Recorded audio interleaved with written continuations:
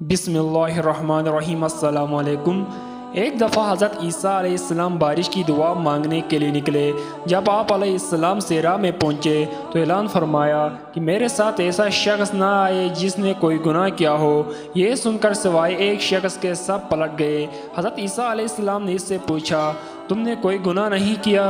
इसने जवाब दिया, हुजूर मुझे अपना कोई गुनाह याद नहीं सिवाय इसके कि एक दिन मैं नमाज़ पढ़ रहा था, पास से एक औरत गुजरी तो मैंने उसे इस आँख से देखा। इसके गुजर जाने के बाद नदामत मुझ पर गालिब आई और मैंने अंगुली से वो आँख निकाल कर इस औरत के पीछे फेंक दी। ये सुनकर हज़रत ईसा अलैहिस्सलाम ने फरमाया, तुम अल्लाह अज़्ज़ व जल से दुआ करो, मैं तुम्हारी दुआ पर आमीन कहूँगा।